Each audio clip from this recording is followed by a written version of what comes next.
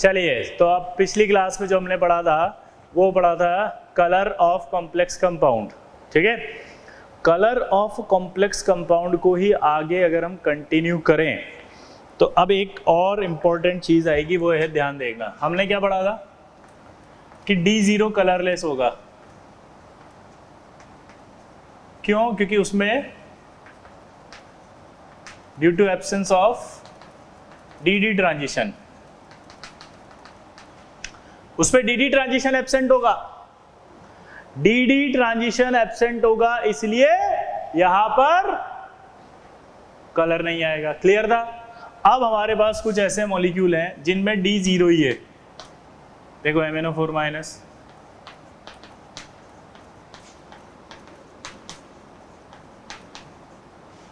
CrO2 Cl2,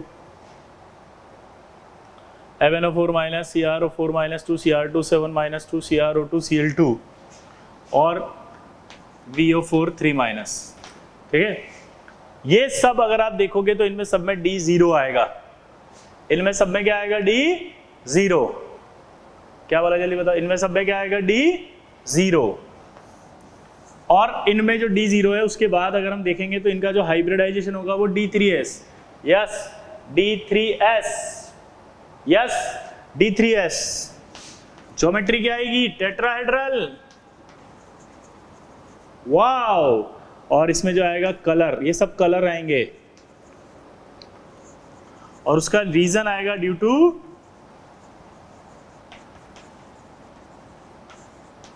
charge transfer. ये एक नई चीज अब हम पढ़ने जा रहे हैं। जिनमें D0 होगा उनमें कलर नहीं होता, ये हमने पढ़ा था, लेकिन इनमें D0 होगा तब भी कलर आएगा, और वो कलर आएगा चार्ज ट्रांसफर की वजह से। कलर आएगा due to charge transfer. Colour आएगा, बताओ क्यों? Due to charge transfer. ये सब कलरफुल होंगे, ये अकेला बस कलरलेस होगा। अब क्यों होगा ये भी बताएंगे, और इनमें कलर क्यों आएगा वो भी बताएंगे, ठीक है। पहले नोट करो कि यार D0 कलरलेस होता है due to absence of DD transition, but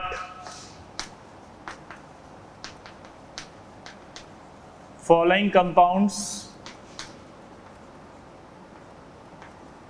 are colorful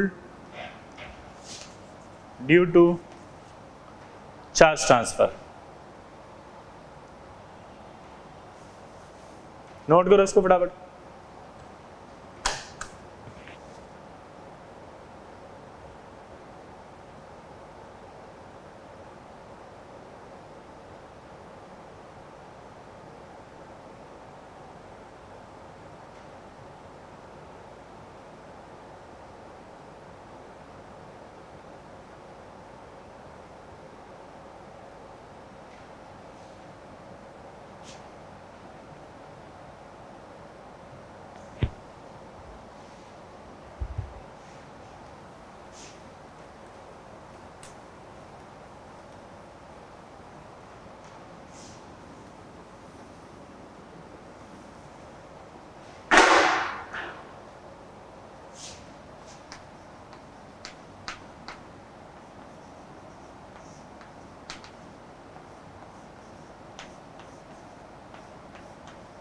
ये आपका MnO4 माइनस आया ना, आया ना? पक्का। सबसे पहले अपन इसका हाइब्रिडेशन निकालते हैं। अगर आप ध्यान से देखो यहाँ पर तो क्या दिख रहा है? ये 4 ऑक्सीजन है।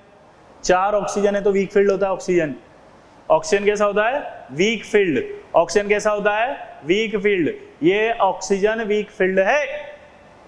दोबारा बोलो, ये ऑक्सीजन वीक फील्ड है। वीक फील्ड है, 4 लिगेंड है, तो ऑब्वियस सी बात है आपके पास क्या होगा? 1 2। ये स्प्लिटिंग कौन सी होगी? वीक फील्ड होगा तो टेट्राहेड्रल। कौन सी होगी? टेट्राहेड्रल। तो ये टेट्राहेड्रल स्प्लिटिंग हो गई। उसके बाद ये आपका 4s आएगा और ये 4p आएगा। अब आप दिमाग लगाओ, ये टेट्राहेड्रल है, आया ना? टेट्राहेड्रल है, आया ना? टेट्राहेड्रल के अंदर 2 नीचे आते, 3 ऊपर आते, आया ना? यहाँ Mn का ऑक्सीडेशन स्टेट निकालो। अगर आप Mn का ऑक्सीडेशन स्टेट निकालोगे तो Mn पर कितना चार्ज आएगा? +7। +7 आएगा तो क्या आएगा? ये D0। D0 आएगा तो ये खाली रहेंगे।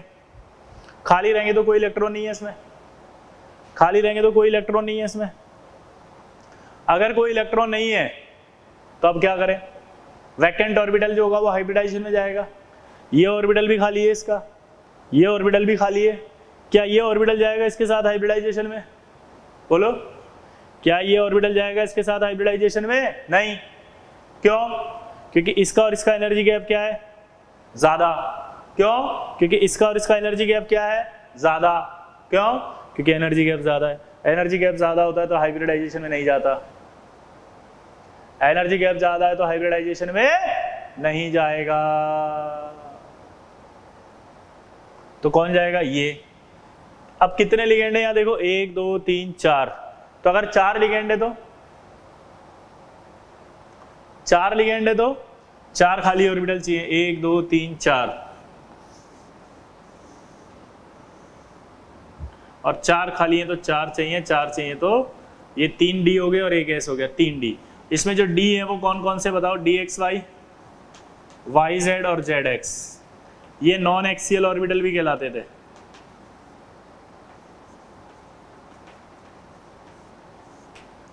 Geometry tetrahedral, diamagnetic,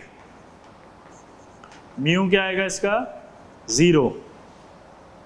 D3s tetrahedral, diamagnetic और म्यू क्या आएगा? 0।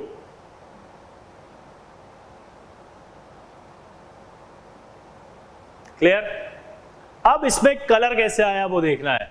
तो आप देखो ध्यान से कि यहां पर Mn है, उस पर +7 चार्ज है। +7 चार्ज यानी हाई चार्ज। +7 चार्ज है मतलब क्या? हाई चार्ज है। चार्ज अगर हाई होता है तो इलेक्ट्रॉन को अपनी ओर खींचने की जो पावर है वो बढ़ जाती है। दोबारा बोलो, क्या बोला मैंने? चार्ज अगर हाई होता है तो इलेक्ट्रॉन्स को अपनी ओर खींचने की जो पावर है वो बढ़ जाएगी। क्या बोला? दोबारा बताओ। चार्ज अगर हायर है तो इलेक्ट्रॉन्स को अपनी ओर खींचने की जो पावर है वो बढ़ जाएगी। दोबारा बोलो। चार्ज अगर ज्यादा है तो इलेक्ट्रॉन को खींचने की पावर बढ़ जाएगी। तो ये Mn भी यही गुस्ताखी करने लग गया। Mn पर +7 था तो ये इस ऑक्सीजन के बॉन्डेड इलेक्ट्रॉन को अपनी ओर खींचना शुरू कर दिया उसने। जैसे ही अपनी ओर इलेक्ट्रॉन खींचा, ऑक्सीजन का दिमाग एकदम चनका। ऑक्सीजन ने कहा, भैया क्या कर रहे हो साला, तुम हमारा इलेक्ट्रॉन लेके जा रहे हो, जानत नहीं साला हम मोर इलेक्ट्रोनेगेटिव है, हमारा इलेक्ट्रॉन वापस दो। Mn ने क्या करा? फिर इलेक्ट्रॉन खींच लिया क्योंकि +7 चार्ज है। ऑक्सीजन का दिमाग खराब हो गया, बोला हाय भैया हमारा इलेक्ट्रॉन फिर ले गए, तुम साले पगला गए हो क्या, वापस दो, जानते नहीं बिहार से। Mn बोला है भैया तू बिहार से तो क्या हुआ, हम पंजाब से, तुसी इलेक्ट्रॉन दे ओए। ये इलेक्ट्रॉन खींच लिया, फिर उसने इलेक्ट्रॉन ले लिया ऑक्सीजन ने, फिर इलेक्ट्रॉन खींच लिया, फिर इलेक्ट्रॉन गया, फिर आया, फिर आया, फिर आया, फिर आया, साला इलेक्ट्रॉन का दिमाग खराब। बोला ए तू बिहार साले, तू पंजाब तो हम हिंदुस्तान। वो इलेक्ट्रॉन ने कहा साला हम हिंदुस्तान से, मुझे गुस्सा आ रहा है। और इलेक्ट्रॉन को जब गुस्सा आएगा तो एनर्जी रिलीज होगी। वो एनर्जी अगर विजिबल रीजन में आएगी तो कलर आएगा, और अगर कलर आ गया तो कलर कहा जाएगा। और कलर किस लिए आया? चार्ज ट्रांसफर की वजह से। ये जो इसका बॉन्डेड इलेक्ट्रॉन था वो चार्ज इधर ट्रांसफर हुआ, फिर वो वापस अपनी ओर खींच के ले गया, फिर ये इधर ट्रांसफर हुआ, फिर खींच के ले गया, फिर इधर लिया, फिर खींच के ले गया। अब सोचो क्या हुआ, वापस समझना। ये Mn पर +7 चार्ज आने से ये ऑक्सीजन का इस बॉन्डेड इलेक्ट्रॉन को खींचना शुरू करता है, तो ये इधर से इधर आने शुरू करता है। ऑक्सीजन मोर इलेक्ट्रोनेगेटिव है, वो वापस अपने इलेक्ट्रॉन को खींच लेता है, फिर वापस नीचे आता है, फिर खींच लेता है, फिर खींचता है। तो ये इलेक्ट्रॉन बेचारा ऐसे ऐसे मूव कर रहा है, तो एनर्जी रिलीज करेगा नहीं करेगा? एनर्जी रिलीज होती है और वो विजिबल रीजन में आ जाती है। अगर वो विजिबल रीजन में आ जाती है तो उसे कलर दिखाई देता है, इसलिए इसका कलर आता है। अब ये जो इलेक्ट्रॉन इधर से उधर जा रहा है इसको कहा जाता है चार्ज ट्रांसफर। अब देखो लिगेंड का था ये, लिगेंड टू मेटल, क्या कहा जा रहा था? इसको कहा जा रहा है charge transfer ligand to metal. और अगर हम शॉर्ट में बोले तो CTLM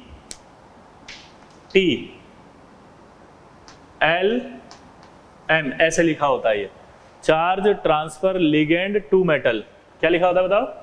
charge transfer ligand to metal, क्या लिखा होता है बताओ? Charge transfer ligand to metal, क्या लिखा होता है बताओ? Charge transfer ligand to metal. Clear? तो आपसे बोलेगा कि यहाँ चार्ज ट्रांसफर कहां से कहां हुआ था, तो आप बोलोगे लिगेंड से मेटल हुआ था।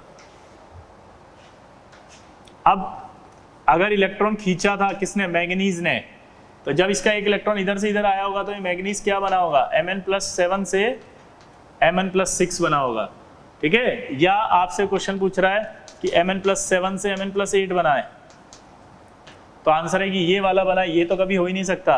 क्यों? क्योंकि Mn के पास टोटली 7 इलेक्ट्रॉन थे, तो Mn ने इसका इलेक्ट्रॉन अपनी ओर खींचा था, जिससे कि चार्ज ट्रांसफर के दौरान वो Mn+ से Mn+6 हुआ था। ऑक्सीजन जब इलेक्ट्रॉन खींच रहा था तो वापस अपना इलेक्ट्रॉन खींच रहा है, यानी वो +6 से वापस +7 बना रहा है उसको, +8 कभी नहीं बनता। तो ये स्टेटमेंट ऐसे आते हैं कि during the charge transfer Mn की ऑक्सीडेशन स्टेट कहाँ से कहाँ चेंज होती है, +7 से +6 होती है या +7 से +8 होती है। तो आंसर देंगे आप Mn+7 से Mn+6 होती है, ठीक है। अब VO43- कलरलेस क्यों था? क्योंकि भाई अगर उसका ट्रांजिशन हो रहा है और उसके जो एनर्जी रिलीज हो रही है वो अगर विजिबल रीजन में लाई नहीं कर रही है, कलरलेस है। क्या है वो? कलरलेस। क्या है वो? कलरलेस, ठीक है। चलो नोट कर लो इसको।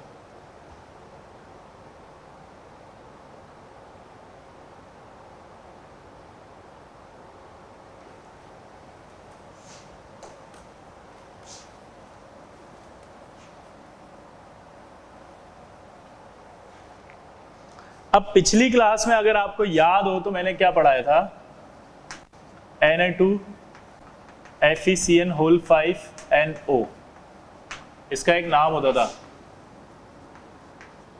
Brown ring complex. याद है? गलत याद है, इसका नाम ब्राउन रिंग कॉम्प्लेक्स नहीं था, इसका नाम था सोडियम नाइट्रोप्रोसाइड। क्या नाम था इसका? Sodium nitroprusside, sodium nitroprusside. अब देखो इधर, अगर आपको याद हो तो अपन ने क्या कहा था कि यार इसमें जो NO है वो पॉजिटिव होता है। तो मैंने कल आपको बताया था अगर पॉजिटिव हो रहा है तो पॉजिटिव क्यों हो रहा है, क्योंकि एक इलेक्ट्रॉन पहला ही इसको देता है Fe को। आया ना? कल बताया था नहीं बताया था? ये NO था, ये अभी न्यूट्रल है। अगर ये न्यूट्रल है तो न्यूट्रल से ये पहले ऐसे बताया था, याद करो, इसका बॉन्ड ऑर्डर होता है 2.5, तो ये आपका पहले NO+ बनता है जिससे 3 हो जाए, और फिर ये 2 इलेक्ट्रॉन डोनेट करता है। इसने 1 इलेक्ट्रॉन पहले इसको दिया। अब अगर ये 0 है तो Fe पर कितना चार्ज था पहले? +3। अगर मैं आपसे कहूँ कि Fe+3 ज़्यादा स्टेबल होता है या Fe+2, तो आपको पता है जनरली हायर ऑक्सीडेशन स्टेट ज़्यादा स्टेबल होती है, इसलिए +3 वाला ज़्यादा स्टेबल है। तो जब इसने 1 इलेक्ट्रॉन इसको दिया तो ये खुद तो स्टेबल हो गया, क्योंकि इसका बॉन्ड ऑर्डर हो गया 2.5 से 3, लेकिन ये Fe जो हो गया वो +3 से क्या हो गया? +2, तो Fe थोड़ा कम स्टेबल हो गया। तो Fe ने कहा भैया अपना इलेक्ट्रॉन वापस लो। अब बताओ NO क्या वो इलेक्ट्रॉन वापस लेगा? क्या NO वो इलेक्ट्रॉन वापस लेगा? नहीं, NO वापस इसको देगा, भैया अपना इलेक्ट्रॉन है आपका, मेरे पास नहीं, आप रखो। Fe कहता है तो चीटिंग है साला, तेरा इलेक्ट्रॉन था मैं क्यों रखूं? NO कहता भाई तेरा हो गया, मेरा नहीं है वो, ये हो गया, ये हो गया, ये हो गया, ये हो गया, ये हो गया, होगा। इलेक्ट्रॉन को गुस्सा आ गया, साला क्या घुमा रहा मेरे को इधर उधर, पागल समझा साला मेरे को, क्या एक जगह रखा हो चुपचाप, गुस्सा आ रहा है मुझे। गुस्से से इलेक्ट्रॉन से एनर्जी रिलीज होगी, वो विजिबल रीजन में लाई करेगी। अगर वो विजिबल रीजन में लाई करेगी तो इसका भी कलर आएगा। तो यानी कि ये भी जो है वो ब्राउनिश रेड कलर होता है सोडियम नाइट्रोक्साइड का, ड्यू टू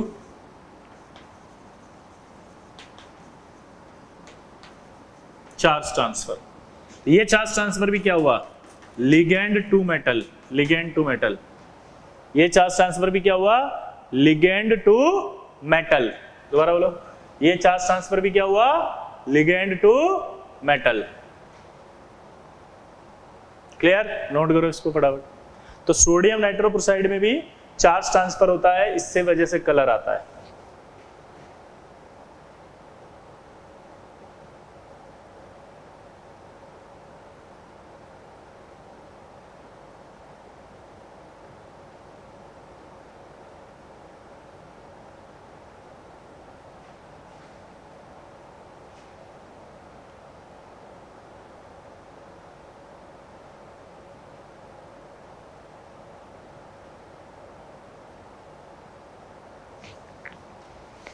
अगला देखो brown ring complex.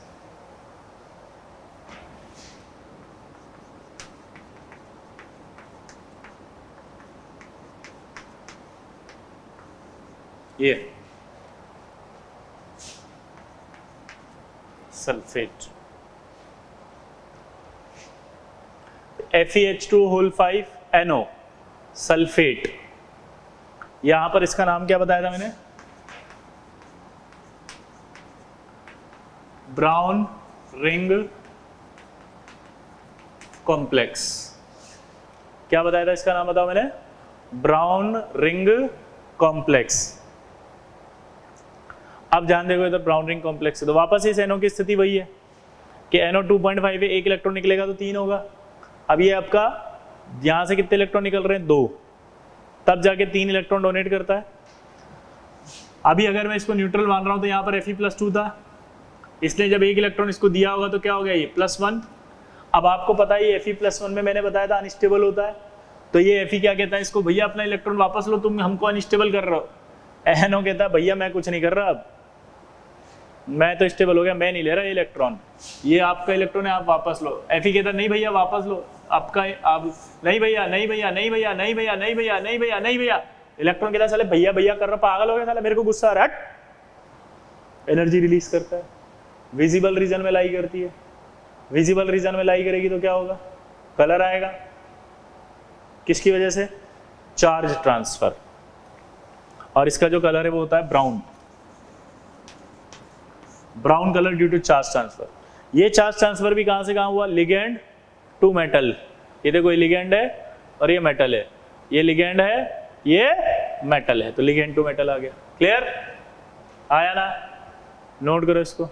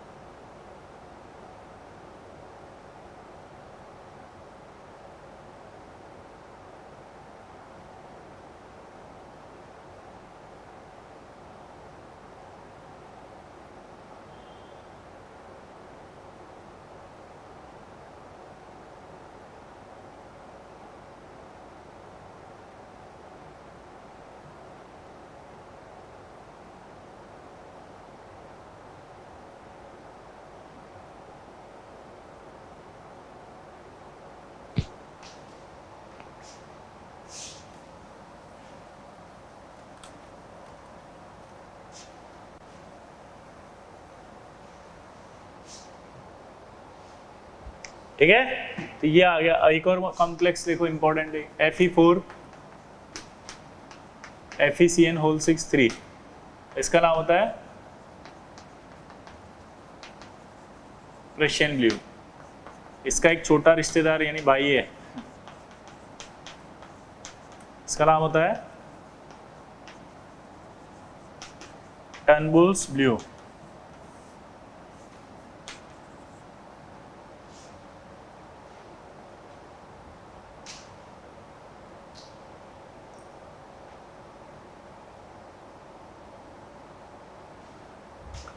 Fe4 FeCN6 Prussian blue, Fe3 FeCN6 Turnbull's blue. ये दोनों हैं, ठीक है, ये दो कंपाउंड होते हैं। इन दोनों के बारे में एक खास बात है कि ये भी ब्लू कलर का है, ये भी ब्लू कलर का है। Prussian blue and Turnbull's blue both are identical, दोनों आइडेंटिकल होते हैं, एक ही है दोनों। They can not be distinguished with, ये कभी भी डिस्टिंग्विश विद नहीं हो सकते मॉस बेयर स्पेक्ट्रोस्कोपी से। They can not be distinguished with Mossbauer spectroscopy, they can not be distinguished with Mossbauer spectro. Puniya अब ये क्या होता है मत पूछना, ये आगे आएगा जब हम इसको सॉल्ट एनालिसिस बताएगा, और अगर आप ओलंपियाड करने जाएगा तो स्पेक्ट्रोस्कोपी में आएगा, ठीक है। तो ये आप कभी डाउट नहीं पूछेंगे ये क्या होता है। बस एक चीज समझ लें कि मॉस बेयर स्पेक्ट्रोस्कोपी एक ऐसी टेक्निक है जिससे हम कंपाउंड्स को अलग अलग करके देख सकते हैं, ये पता लगा सकते हैं कि ये अलग हैं या साथ में एक ही है। एक टेक्निक का नाम है ये, that is called Mossbauer spectroscopy. तो हमें यहाँ कहा जा रहा है कि उस मॉसबियर स्पेक्ट्रोस्कोपी से भी आप इन दोनों को आइडेंटिफाई नहीं कर सकते, इसलिए ये आइडेंटिकल है। और जब ये आइडेंटिकल हैं तो इन्हें एक कॉमन फॉर्मूले से बताया जाता है,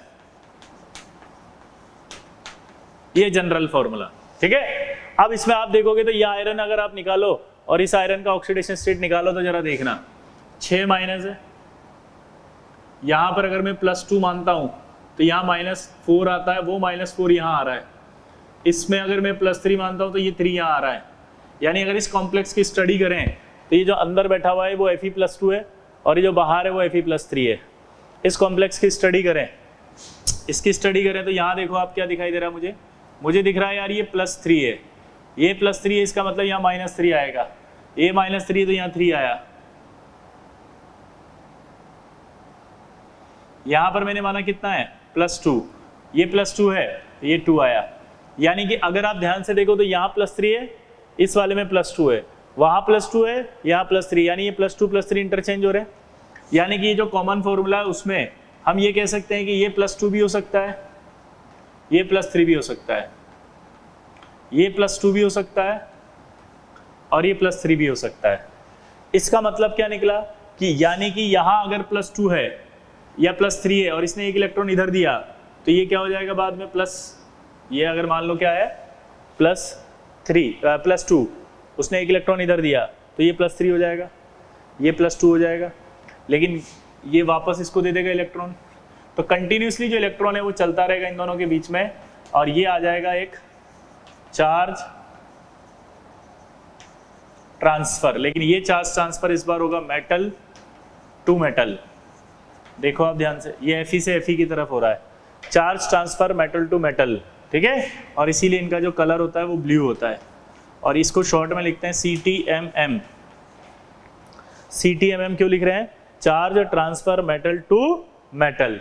क्या बोला जल्दी बताओ? Charge transfer metal to metal. दोबारा बोलो, charge transfer metal to metal. Clear? तो यहां पर अब खास बात देखो, अगर आप कि अगर ये आपका अभी मान लिया मैंने +2 है तो फिर ये क्या बना होगा +3, तो ये कॉम्प्लेक्स बन जाएगा।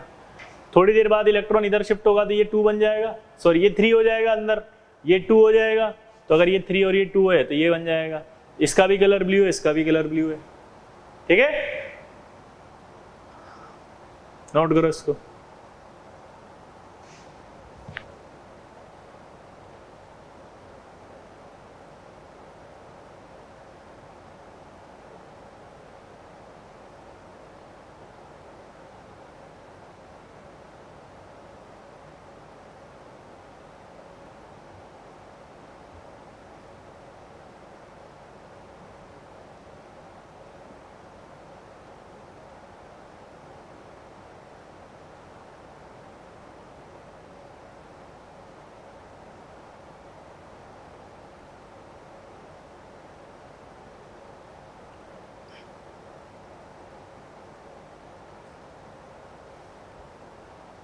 हो गया?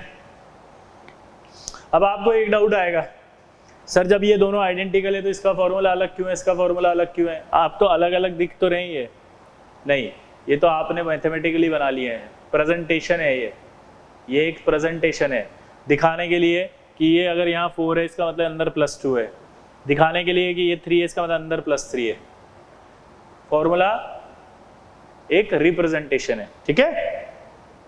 लेकिन अब आपके लिए कन्वेंशन दे दिया, अगर ये रिप्रेजेंटेशन है तो इसी का नाम बोलना है पर्शियन ब्लू, ये रिप्रेजेंटेशन है तो इसका नाम बोलना है टर्नबुल्स ब्लू। लेकिन टेक्निकली अगर पूछे कि आइडेंटिकल है तो आइडेंटिकल बोलना है, ठीक है। अपना दिमाग मत लगाना ज्यादा।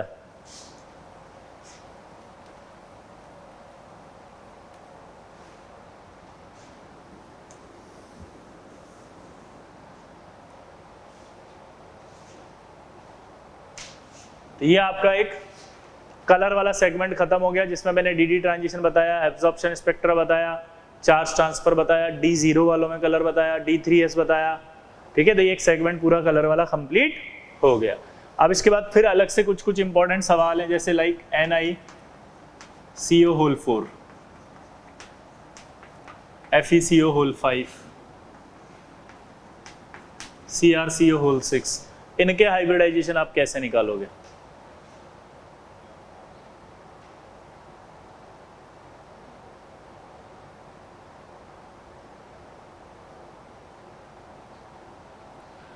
इनमें एक प्रॉब्लम है, इनमें कहीं पर भी मेटल कैटायन नहीं है।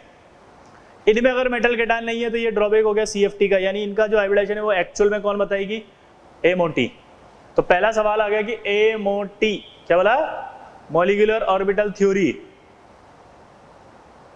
इनके बारे में बताइए। क्या बोला मैंने, मॉलिक्यूलर ऑर्बिटल थ्योरी, इनके बारे में बताएगी। तो एक सवाल आ जाए कि NiCO4 का जो है वो बॉन्डिंग बिहेवियर कौन सी थ्योरी बताती है, तो आप आंसर क्या देंगे, MOT। ठीक है, लेकिन अब हाइब्रिडाइजेशन निकालना है मुझे और MOT मेरे सिलेबस में नहीं है, तो अपन तो जनरल निकालते हैं, जैसे भी निकाल लेते हैं। ठीक है, तो अपन कैसे निकालते हैं, नॉर्मल निकाल लो VBD की तरह। भाई NiCO है, 3D8 4s2 है, आया ना, पहले एक एक करके निकालते हैं, आया ना। ठीक है, इसके बाद अब इलेक्ट्रॉन भर के देखो इसमें, 1 2 3 4 5 6 7 8, ये S ये आपका 4p,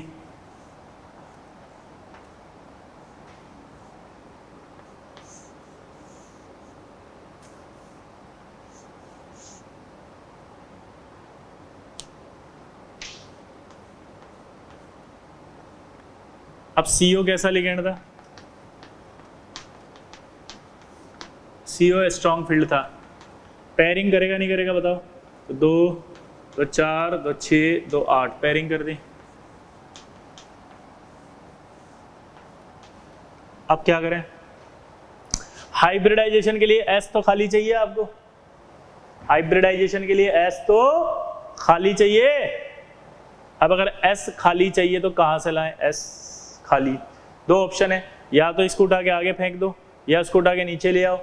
कल मैंने बताया था कि 4s से अगर नीचे लाएंगे, यहाँ से नीचे, तो एनर्जी रिलीज करेगा, आगे ले जाएंगे तो एनर्जी की रिक्वायरमेंट होगी। तो अब बताओ क्या करना चाहिए मुझे, मुझे आगे ले जाना चाहिए, नहीं मुझे पीछे लाना चाहिए। तो पीछे लाना चाहिए तो ये बैक पेयरिंग हो जाएगी। इसमें बैक पेयरिंग होने के बाद आपके इलेक्ट्रॉन कितने हो गए देख के बताओ, ये 10 हो गए, यानी कि आपको यहीं पे शॉर्ट में बता रहा हूं तो ये इधर शिफ्ट होता है, ये अगर इधर शिफ्ट होता है तो खट से देख लो आप, इधर शिफ्ट होते ही D10 हो गया, और अगर D10 हो गया तो ये आपका सीधा सीधा क्या बन जाएगा, sp3, क्योंकि S खाली हो चुका है तो ये आपका sp3 आएगा। sp3 टेट्राहेड्रल डायामैग्नेटिक μ0 आएगा। एक खास बात बताई थी इसके बारे में, याद है, 18 इलेक्ट्रॉन रूल फॉलो करेगा, यानी कि सिज्विक रूल फॉलो कर रहा है। 36 वहां लिखवाया था मैंने EAN में कि 18 इलेक्ट्रॉन फॉलो करेगा। क्लियर, आया ना, बोलो क्लियर। अब इसी का छोटा भाई ले लें, अगर निकल के बाद क्या आता है, कोबाल्ट। अगर मैंने कोबाल्ट के साथ यहां पर CO4 और यहां माइनस कर दिया तो आप देखो कोबाल्ट माइनस हो जाएगा। अगर मैं जनरली कोबाल्ट का कॉन्फ़िगरेशन लिखता तो कोबाल्ट का कॉन्फ़िगरेशन होता है 3d7 4s2, लेकिन मैंने यहां पर CO माइनस आ गया है, माइनस आ गया तो एक इलेक्ट्रॉन और आएगा तो यहाँ D8 हो जाएगा, तो इसका मतलब सेम कॉन्फ़िगरेशन आ गया, इस वाले कॉम्प्लेक्स का सेम कॉन्फ़िगरेशन आ गया। तो आपको पता है 4s2 उठ करके यहाँ चला जाएगा, 4s2 अगर यहाँ उठ के चला गया तो ये भी D10 हो गया इसी की तरह, D10 हो गया तो हाइब्रिडाइजेशन फिक्स हो गया इसका भी। एक और देख लो,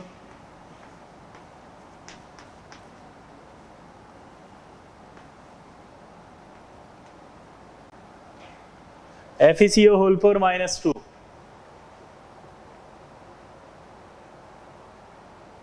क्लियर। तो FeCO4 -2 की बात कर लो वापस, 26 होता है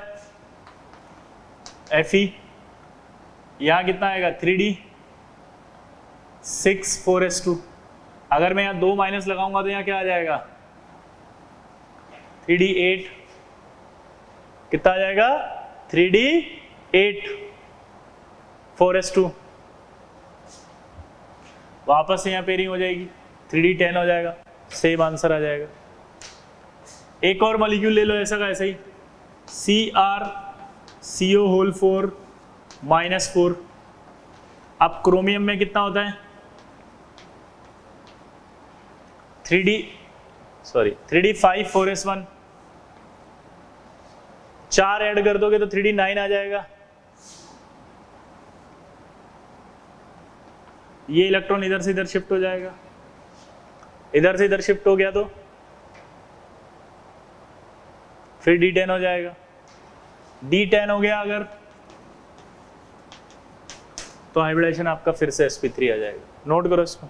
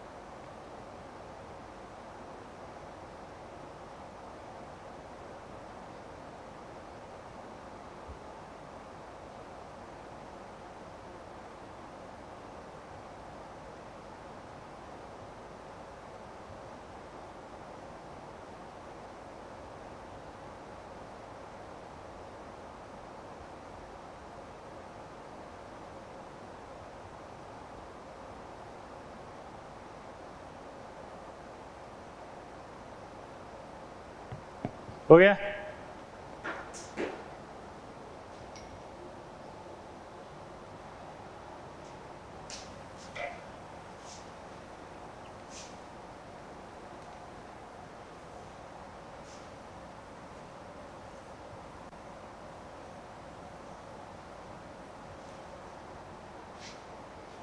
अगला देखो,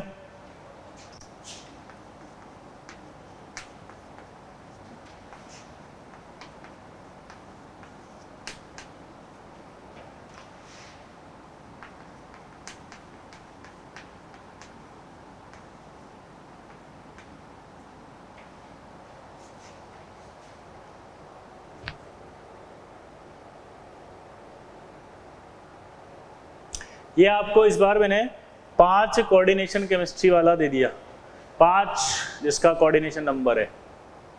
मैंने आपको क्या किया, 5 कोऑर्डिनेशन नंबर वाला दे दिया। अब इसको कैसे करें? प्रॉब्लम ये है कि 5 वाली हमारे पास CFT ने स्प्लिटिंग ही नहीं बताई। प्रॉब्लम ये है कि हमारे पास 5 कोऑर्डिनेशन नंबर की स्प्लिटिंग नहीं है। प्रॉब्लम क्या बताओ, हमारे पास 5 कोऑर्डिनेशन नंबर की स्प्लिटिंग नहीं है। 5 कोऑर्डिनेशन नंबर की स्प्लिटिंग नहीं है, तो VBD से करना पड़ेगा। तो VBD से करें अगर अपन इसको तो 3D6 4s2 आएगा।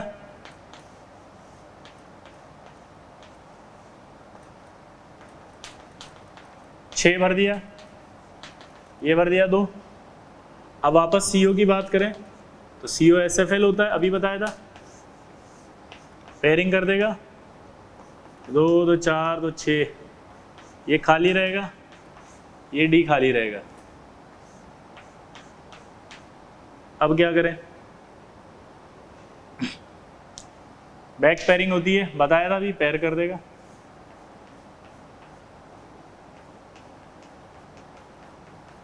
ये खाली रहेगा, ये भी खाली है, ये आपका P खाली है।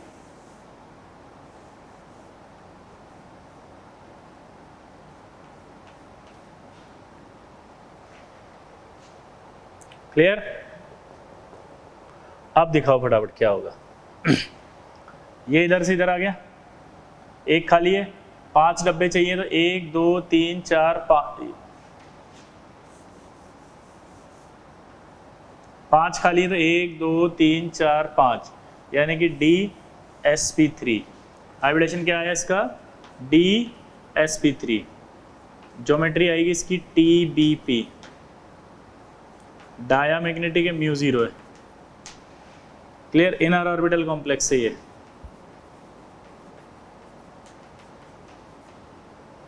Inner orbital. अब देखो एक खास बात जो आपको याद रखनी है, dz² इन्वॉल्व होता है इसके अंदर। खास बात क्या है बताओ? जो आपको याद रखनी है वो ये कि इसमें जो d है वो dz² होता है। दोबारा बोलो। खास बात जो है वो d कौन सा यूज होगा वो याद रखना पड़ेगा, क्योंकि स्प्लिटिंग नहीं है हमारे पास।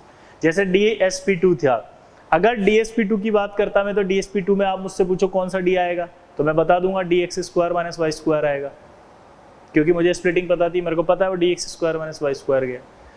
यहाँ पर क्या है, सिलेबस में हमारी स्प्लिटिंग है ही नहीं 5 की, लेकिन पूछेगा जानबूझ के वो ये वाला D कौन सा है, तो मैंने आपको इसलिए गलत ना हो इसलिए लिखवा दिया ये, ठीक है, कि dz² है। अननेसेसरी मैं स्प्लिटिंग बना के समझा के प्रूव करूं कि देखो ये हुआ, मैंने डायरेक्ट लिख दिया, आप इसको डायरेक्ट लर्न कर लेंगे, ठीक है, क्योंकि 5 वाला सिलेबस में नहीं है, लेकिन ये कॉम्प्लेक्स जरूर आ जाता है, तो इसको आपको आना चाहिए। क्लियर सबको?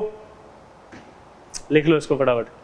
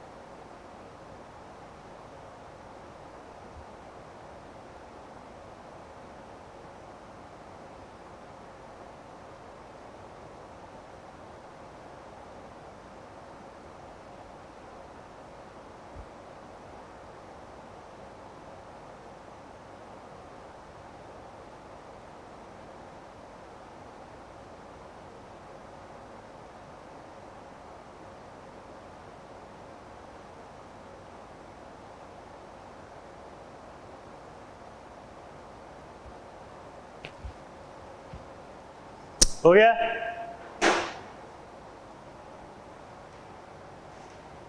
एक बात बताओ, ये पेयर्ड हो रहे हैं इधर, ये अनपेयर्ड पेयर्ड हो गए, तो ये कौन से कॉम्प्लेक्स हो गए? लो स्पिन या हाई स्पिन? पहले अनपेयर्ड था, पेयर्ड हो गए तो लो स्पिन। इसी तरह से जो NiCO4 वाला कॉम्प्लेक्स बताया था ना पूरी सीरीज, वो भी सारे के सारे क्या है? लो स्पिन। क्यों? क्योंकि उसमें भी क्या हो गया? पेयर्ड हो गए इलेक्ट्रॉन। 2 अनपेयर्ड इलेक्ट्रॉन दिख रहे थे ना, उनकी पेयरिंग कर दी उन्होंने, तो पेयरिंग करते अनपेयर्ड इलेक्ट्रॉन कम हो गए, तो वो कॉम्प्लेक्स भी क्या होंगे? लो स्पिन। तो वहां लिख लेना NiCO4 वालों में सब सारे के सारे लो स्पिन है एक साथ। अब आया CuCl5 वाला,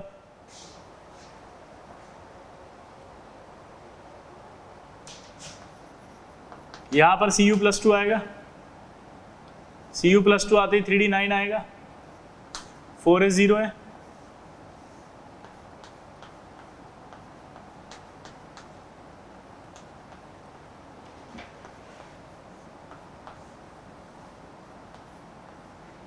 ये आएगा। अब मुझे एक बात बताओ,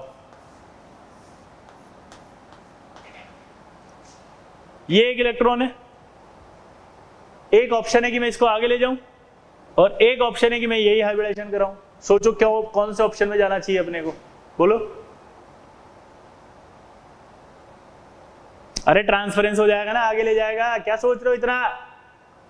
गलत, वीक फील्ड लिगेंड है, ट्रांसफरेंस नहीं होगा, यानी जो है वही रह जाएगा, तो ये एक एस पी और ये डी जाएगा, तो ये आ जाएगा आपका S P three D, S P three D, ठीक है। और ये sp3d में भी मैं बता रहा हूँ कि डी जेड स्क्वायर है। ये अभी फोटो खींच खींच के मत डालना आप ग्रुप पे कि सर डी जेड स्क्वायर कैसे पता चला, मैंने बताया आपको नहीं पता चल रहा, क्योंकि 5 की स्प्लिटिंग हमारे पास नहीं है, ये आपको याद करना है, ठीक है। ये भी ज्योमेट्री टीबीपी है, क्योंकि जिसमें डी जेड स्क्वायर होता है उसकी ज्योमेट्री का नाम टीबीपी होता है।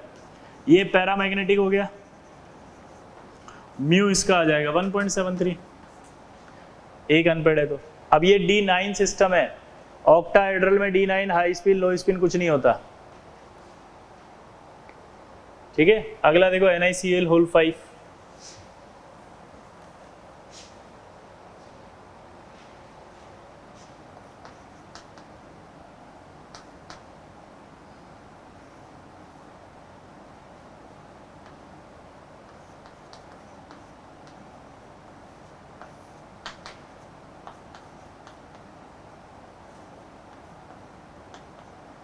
ये आपका Ni आ गया,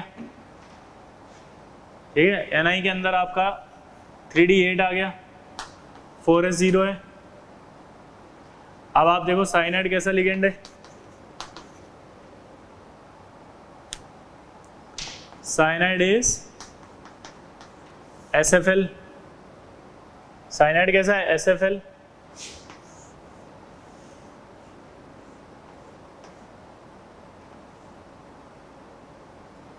एक दो तीन चार पाँच छः सात आठ भरा हुआ है, ये S खाली है और ये P।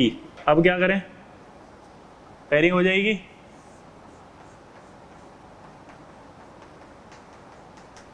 ये खाली रह गया, ये S आ गया, ये P आ गया, तो हाइब्रिडेशन निकालना है आपको, D sp3 आएगा अपने आप ही, DsP3। देखो इधर ये खाली है,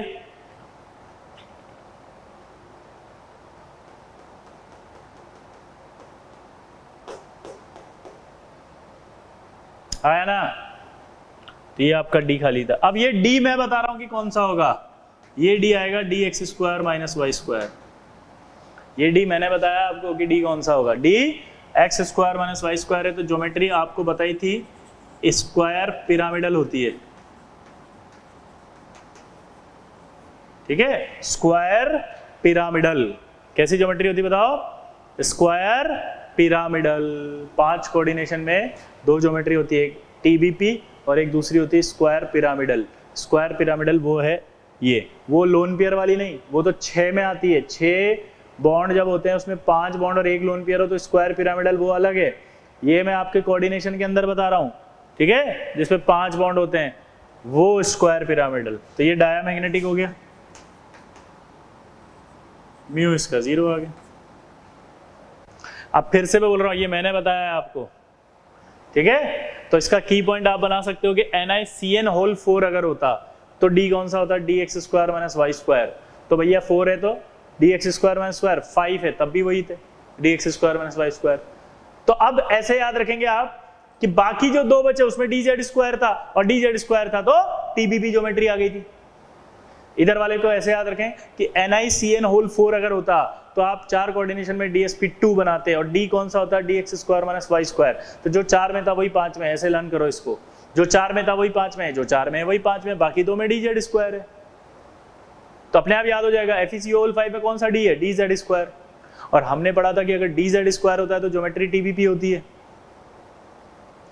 आपने पढ़ा था कि ज्योमेट्री क्या होती है, टीबीपी।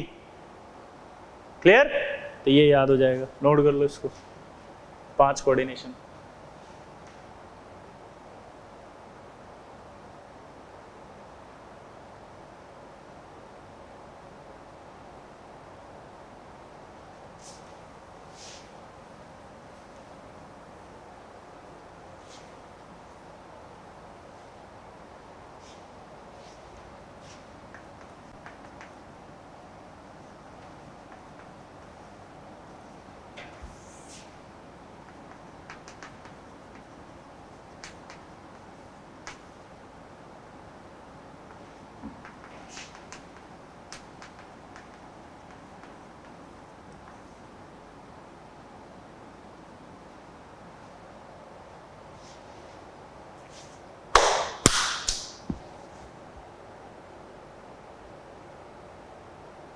आपसे कहा कि इनका हाइब्रिडेशन निकालो। अब इन सबका हाइब्रिडेशन निकालने में मेरे को एक दिक्कत आ रही है छोटी सी। पहली बात तो मैंने आपको एक होमवर्क दिया था जिसमें कहा था कि CFT के अंदर जो स्पेक्ट्रोकेमिकल सीरीज है वो आपको लर्न करनी है। तो अगर आपने NCERT से वो स्पेक्ट्रोकेमिकल सीरीज लर्न की है तो आपको पता चलेगा कि उसमें ये लिगेंड नहीं थे, GLY नहीं था, DMG भी नहीं था। तो अब मेरे पास एक समस्या ये आई कि अब मैं इसको क्या करूं, स्ट्रॉन्ग फील्ड है या वीक फील्ड है, मुझे नहीं पता। तो जब ऐसे फंस जाओ आप तो उसमें आप देखो GLY में डोनर एटम कौन है, नाइट्रोजन। इसका फॉर्मूला होता है NH2 CH2 C double bond O minus. तो एक ऑक्सीजन है एक नाइट्रोजन है। मैंने आपको सिखाया था कि अगर एक ऑक्सीजन और एक नाइट्रोजन हो तो फिर आपका क्या होता है, स्ट्रॉन्ग फील्ड लिगेंड की तरह बिहेव करना है। एक नाइट्रोजन है एक ऑक्सीजन है, स्ट्रॉन्ग फील्ड होता है नाइट्रोजन, वीक फील्ड होता है ऑक्सीजन, तो स्ट्रॉन्ग की तरह बिहेव करेगा। एक फैक्टर। दूसरा फैक्टर मैंने बताया था कि ये चिलेटिंग लिगेंड भी है। दूसरा फैक्टर क्या बताया, बताओ मैंने, ये चिलेटिंग लिगेंड भी है। चिलेशन में स्टेबिलिटी बढ़ती है, स्टेबिलिटी बढ़ेगी तो स्प्लिटिंग लार्ज होगी। इधर आओ, DMG में तो डोनर एटम बताया था नाइट्रोजन था। DMG में याद है रोजी रेड PPT वाला कॉम्प्लेक्स कराया था, तो उसमें साफ यही वो कॉम्प्लेक्स यही है। तो उसमें साफ बताया था कि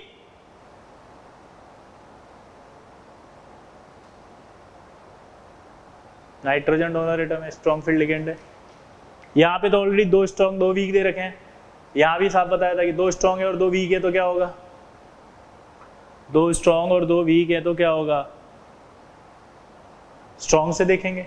यानी कि सब में स्ट्रॉन्ग से देख रहे हैं तो इसका मतलब यहाँ पर सब में ऑक्सीडेशन स्टेट भी देखो आप, Ni+2 आएगा तो ये 3D8 आएगा, आया ना, Ni+2 आएगा तो 3D8 आएगा, D8 आएगा तो इलेक्ट्रॉन को फिल करो स्क्वायर प्लेनर में, तो ऐसा आएगा। ये भरो इसको 2 2 4 2 6 2 आड़ी खाली है। कितने लिगेंड चाहिए, कितने लो वैकेंट ऑर्बिटल चाहिए, 4। क्यों, क्योंकि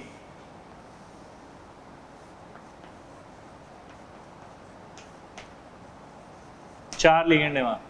ये बाइडेंटेड होते हैं भाई, बाइडेंटेड जो होते हैं तो उसका मतलब होता है कि एक लिगेंड 2 लोन पेयर देगा, तो 2 लिगेंड 4 लोन पेयर देंगे, और अगर वो 4 लोन पेयर देंगे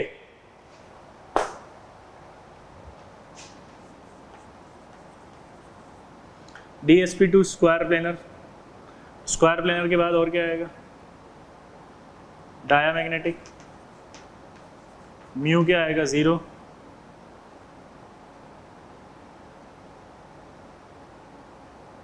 DsP2 आएगा स्क्वायर प्लेनर, डायामैग्नेटिक और म्यू 0।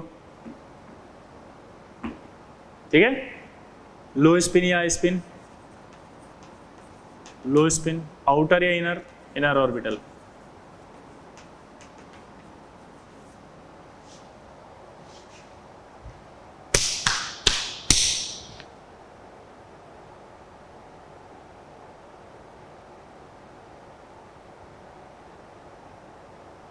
नोट करो इसको।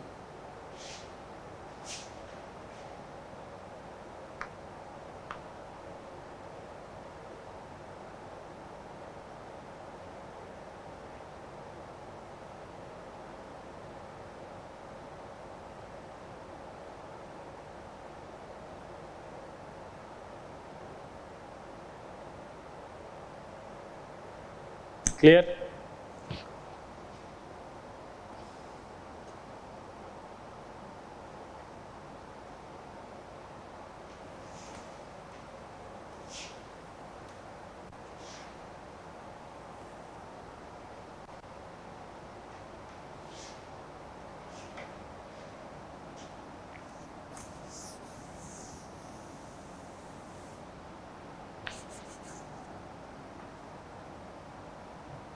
अब आ रहा है अगला हेडिंग, स्टेबिलिटी कांस्टेंट।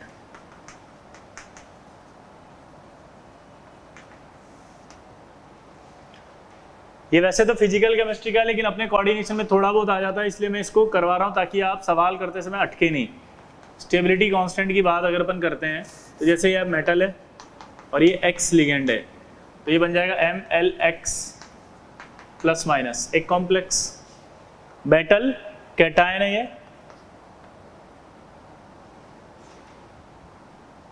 ठीक है ना, यहां पर ये एन ले लिया, ये मेटल कैटायन है, ये लिगेंड है, इससे एक कॉम्प्लेक्स बनाइए। क्लियर सबको? अब थोड़ा दिमाग लगाते हैं, अगर रिएक्शन आगे जाती है तो उसको बोलते हैं हम फॉरवर्ड कांस्टेंट, और अगर पीछे आ रही है तो क्या बोलते हैं, केबी बैकवर्ड कांस्टेंट। अब आपने अगर इक्विलिब्रियम में ये पढ़ा है तब तो कोई डाउट नहीं आएगा, नहीं पढ़ा तो मैं कुछ नहीं कर सकता कि अगर इक्विलिब्रियम आगे भाग रहा है तो इसका मतलब सिंपल है, जो प्रोडक्ट है वो ज्यादा स्टेबल है। उल्टा बोले, अगर प्रोडक्ट ज्यादा स्टेबल है तो इसका मतलब इक्विलिब्रियम आगे भागेगा। ये कॉन्सेप्ट समझ में आ गया? तो इसका मीनिंग क्या निकला कि जो स्टेबिलिटी ऑफ कॉम्प्लेक्स होगा,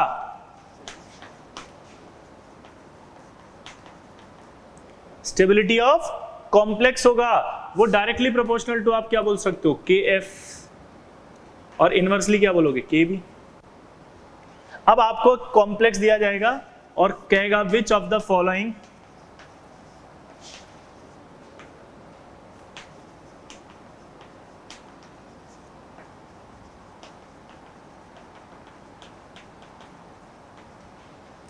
which of the following complex is more stable?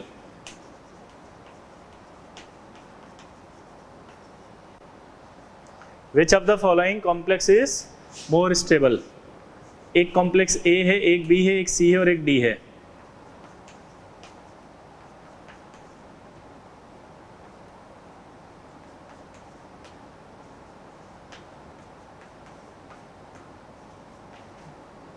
चार कॉम्प्लेक्स दे दिया आपको और उन चारों कॉम्प्लेक्स का KF दे दिया, ये KF लिखा हुआ है। अब इस KF की वैल्यू से आपको इनकी स्टेबिलिटी बतानी है कॉम्प्लेक्स की। क्या वाला जल्दी बताओ, KF की स्टेबिलिटी बतानी है, मतलब KF की वैल्यू से स्टेबिलिटी बतानी है चारों कॉम्प्लेक्स की। तो ऊपर देखो आप क्या लिखा हुआ है कि stability of complex directly proportional to क्या होता है, KF। स्टेबिलिटी ऑफ कॉम्प्लेक्स जो होता है वो डायरेक्टली प्रोपोर्शनल टू है KF। उल्ट इसका मतलब KF अगर ज्यादा है तो इसका मतलब स्टेबिलिटी ऑफ कॉम्प्लेक्स ज्यादा है, KF अगर ज्यादा है तो स्टेबिलिटी ऑफ कॉम्प्लेक्स ज्यादा है। तो KF ज्यादा है तो स्टेबिलिटी ऑफ कॉम्प्लेक्स ज्यादा है, तो इनमें से KF किसका ज्यादा है, ये, यानी A कॉम्प्लेक्स ज्यादा स्टेबल है। तो इस तरह से आपसे सवाल पूछे उल्टे सुल्टे तो इसकी हेल्प से आप कर सकते हो कि चार ऑप्शन दे दिया और बोले। अच्छा एक और हो सकता है, आपको मैंने कॉम्प्लेक्स की स्टेबिलिटी भी बताई थी, याद हो तो, आपको चार कॉम्प्लेक्स देख के स्टेबिलिटी भी आती है कि इसकी स्टेबिलिटी ज्यादा है। तो अगर उल्टा पूछ ले कि किसका KF ज्यादा है तो आप बता दोगे जो ज्यादा स्टेबल नजर आएगा आपको उसका KF ज्यादा है। KF दे दे और फिर पूछे स्टेबिलिटी किसकी ज्यादा है, तब भी आप बता दोगे किसकी ज्यादा है। ठीक है, नोट करो इसको।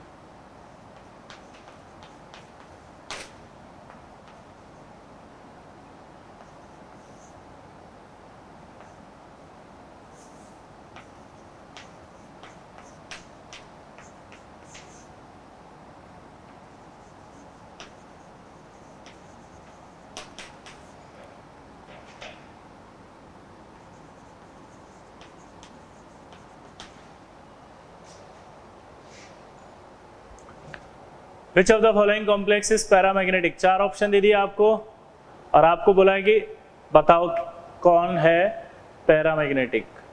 हाँ चलो करो, ट्राई करो फटाफट।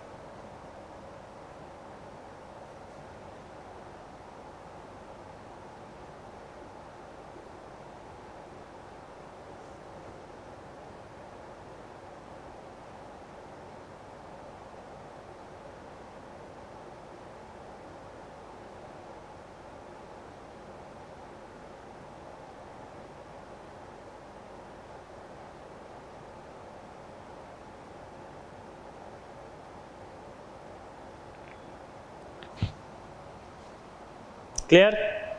चलो पहला वाला तो डायामैग्नेटिक है, ये तो क्लियर ही हो गया, ये तो क्लास में कराया था। Fe+2 होगा, 3d6 होगा, स्ट्रॉन्ग फील्ड लिगेंड है, तो 1 2 3 4 5 6 डायामैग्नेटिक, ये तो क्लियर हो गया। इसको तो मिटा देता हूं। सी वाला देखो, थर्ड वाला Cr CO होल 6 था, तो Cr की बात करो, 3d कितना आएगा पहले, 5 4s1, तो इसका पहले हाइब्रिडेशन निकाल लेते हैं। 1 2 3 4 5, 1 2 3 4 5, और ये S।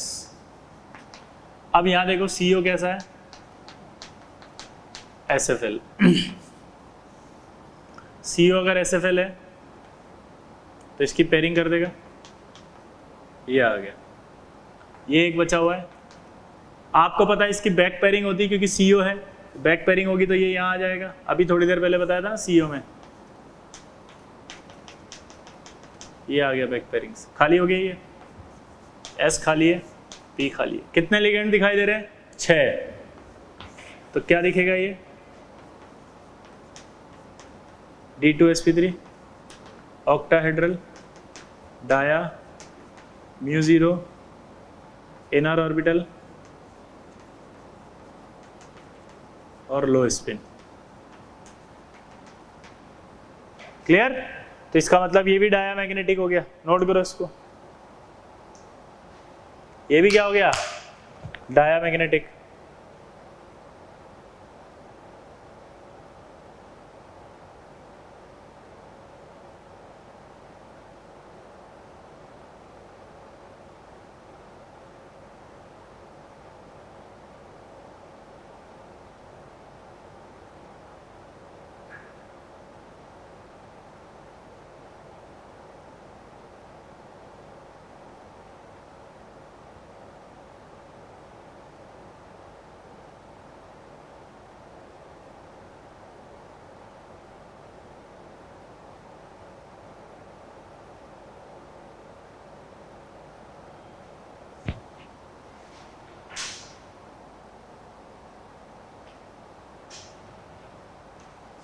क्लियर?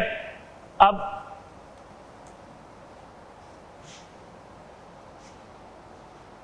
अगला K4 CN5O2 और ये +2, ये Fe+2 है, 3d6 आएगा, भरो d6, 1 2 3 4 5 6 भर दिया, 6 भरते। अब हाइब्रिडेशन निकालो, इसका क्या आएगा, D2sp3 octahedral, paramagnetic, mu 1.73, inner orbital और लो स्पिन।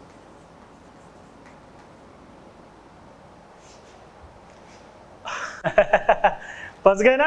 आप सोच रहे होंगे कि सर यहाँ डायामैग्नेटिक आना चाहिए, सर आपने यहाँ पैरामैग्नेटिक कैसे लिख दिया, ये म्यू 1.73 कैसे लिख दिया। अरे भाई ठहरो ठहरो, पोज दो, इतना एक्साइटेड मत हो, देखो तो सही जादू। ये Fe+2 है, 3d6 आएगा, यही बनना चाहिए। लेकिन अब ध्यान देते हैं, इधर Fe+2 है, Cn पर 5 है, 5 में से यहाँ 4 आ रहा है तो 4 माइनस है, ये 4 माइनस है तभी 4 आ पा रहा है, ये 4 माइनस है तभी 4 आ रहा है। यहाँ पे 4 माइनस आने के लिए अगर ये 5 माइनस और ये +2 दे रखा है तो यहाँ -3 आना चाहिए था, यहाँ -3 आना चाहिए था, ये -3 तो नहीं आ रहा, -4 आ रहा है। तो एक माइनस कहाँ से आया होगा, इस O2 माइनस की वजह से, तो ये O2 माइनस आ रहा होगा यहाँ पे, इसकी वजह से ये आपका -4 बना। अब O2 माइनस का स्ट्रक्चर अगर आप MOT याद करें तो ये आपका O2 होता है। अगर आप MOT याद करें तो ये आपका O2 होता है, आया ना। इस O2 में O2 माइनस करेंगे तो ये आएगा, ये आएगा तो यहाँ एक अनपेड आ जाएगा। अगर यहाँ एक अनपेड आ गया ए भाई एक अनपेड आ गया, एक अनपेड आ गया, तो कॉम्प्लेक्स के अंदर आपका एक अनपेड है तो म्यू 1.73 आएगा। तो एक नई चीज सीखी है आपने कि अगर मान लो कॉम्प्लेक्स में कोई भी ऐसा आयन मॉलिक्यूल या लिगेंड है जिसके खुद के पास अगर अनपेड इलेक्ट्रॉन हो तो फिर भी तो कॉम्प्लेक्स पूरा मैग्नेटिक ही कहा जाएगा, फिर वो कॉम्प्लेक्स डाया नहीं होगा। अब आपसे इस कॉम्प्लेक्स में पूछा गया है कि O2 का O2 इस लिगेंड का नेचर क्या है जो दिया गया था, तो यहाँ जो लिखा हुआ था इस लिगेंड का नेचर, चूंकि -1 आ रहा है तो क्या होगा, सुपर ऑक्साइड। तो आपको एक नया सवाल भी पूछ सकता था कि बताओ इस कॉम्प्लेक्स में जो ये लिखा हुआ लिगेंड ये क्या है, परऑक्साइड है कि सुपर ऑक्साइड है, तो आपने आंसर दे दिया सुपर ऑक्साइड। अगर यहां में +2 नहीं देता तो ये क्या क्या हो सकता था ये पूछेगा वो। अब ये ऑक्सीजन के लफड़े आएंगे बहुत ज्यादा। देखो अगर ऑक्सीजन कभी भी ऐसे लिखा हो O और उसके नीचे डायरेक्ट लिख दिया 4, इसका मतलब ये ऑक्साइड आयन है। ऑक्साइड आयन है मतलब 4 बार ऑक्सीजन है, यानी -8 आएगा सीधा सीधा। अगर उसने O2 कर दिया और ये ब्रैकेट बना दिया ऐसे करके, तब आपको कंफ्यूजन आएगा कि या तो ये परऑक्साइड होगा या ये सुपर ऑक्साइड होगा। तो एक डाउट और खत्म, क्योंकि कईयों को ये भी डाउट आ रहा था कि मैं तो इसको ऑक्साइड ही मान रहा था, तो ऑक्साइड मानते ही तो ये डायामैग्नेटिक हो जाएगा। क्या बोला मैंने, ऑक्साइड नहीं मानना, दोबारा बोलो, ऑक्साइड नहीं मानना। ये कन्वेंशन आपको ध्यान होना चाहिए। अगर ऑक्सीजन के साथ कुछ भी लिखा हुआ है यहाँ पे तो ये क्या होगा, ऑक्साइड, लेकिन अगर ब्रैकेट क्लोज कर दिया तो दैट इज कॉल्ड परऑक्साइड।